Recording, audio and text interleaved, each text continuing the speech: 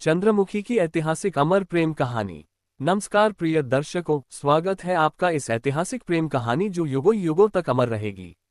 इस कहानी में जहां हम आपको सुनाने जा रहे हैं एक ऐसी प्रेम कहानी है चंद्रमुखी की, जिसकी प्रेम की गहराई और बलिदान की शक्ति ने इतिहास के पन्नों में एक अमिट छाप छोड़ी है। तो आइए इस अद्भुत गाथा में खो जाते हैं और प्रेम की सच्ची महिमा को महसूस करते हैं। चंद्रमुखी की ऐतिहासिक अमर प्रेम कहानी।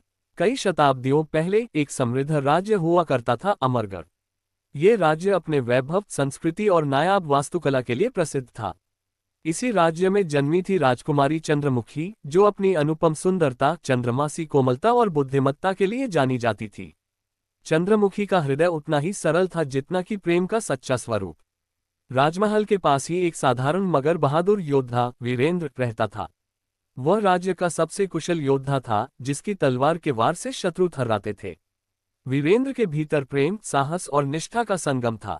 जब पहली बार चंद्रमुखी और वीरेंद्र की नजरें मिली तो दोनों के दिलों में प्रेम की एक अनोखी लहर दौड़ गई।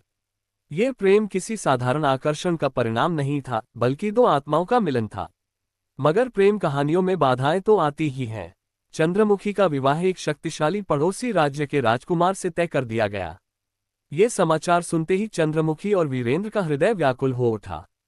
दोनों ने प्रण किया कि वे अपने प्रेम की रक्षा करेंगे, चाहे इसके लिए कितना भी बड़ा त्याग करना पड़े। राजमहल में इस प्रेम की भनक लगते ही राजा ने वीरेंद्र को बंदी बना लिया और उसे मौत की सजा सुनाई। लेकिन चंद्रमुखी ने अपने प्रेम को बचाने के लिए एक योजना बनाई। उसने पिता के समक्ष प्रार्थना की कि यदि प्रेम सच्चा है तो भगवान स्वयं इसका मार्ग प्रशस्त करेंगे। आखिरकार चंद्रमुखी और वीरेंद्र ने एक रात महल से भागने का निर्णय लिया। वे अंधेरे में घोड़े पर सवार होकर जंगलों की ओर निकल पड़े। मगर राजसी सेना उनके पीछे लगी थी। घातक युद्ध हुआ, जिसमें वीरेंद्र ने अकेले ही कई सैनिकों का सामना किया। जब चंद्रमुखी ने देखा कि वीरेंद्र घायल हो चुका है और अधिक संघर्ष नहीं कर सकता, तो उसने अंतिम निर्णय लिया। उसने राजसी सेना के सामने प्रेम का उद्घोष किया और घोषणा की कि यदि प्रेम का अंत मृत्यु है तो वह इसे स्वीकार करेगी। उसने अपने ही कटार से अपने जीवन का बलिदान दे दिया। वीरेंद्र, जो अपनी प्राणप्रिया के बिना जी नहीं सकता था, उसने भी उसी क्षण अपने प्राण त्याग दिए। लेकिन ये प्रेम की कहानी यहीं समाप्त नहीं हुई। चंद्रमुखी और वीरेंद्र की मृत्यु के बाद अमरगढ़ के लोग इस प्रेम गाथा से इतने प्रभावित हुए कि उन्होंने राजा से अनुरोध किया कि उनके बलिदान को हमेशा के लिए याद रखा जाए।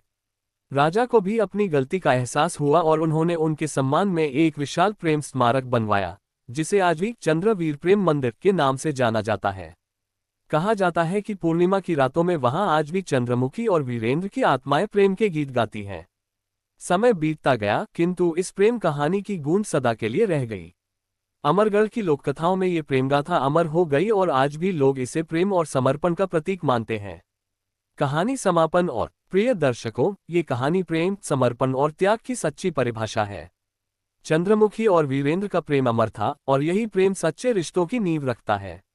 यदि आपको ये कहानी पसंद आए तो इसे अपने प्रियजनों के साथ साझा करें और हमारे चैनल को सब्सक्राइब करें। आपके समर्थन से हम और भी अद्भुत कहानियां आपके समक्ष ला सकेंगे। धन्यवाद।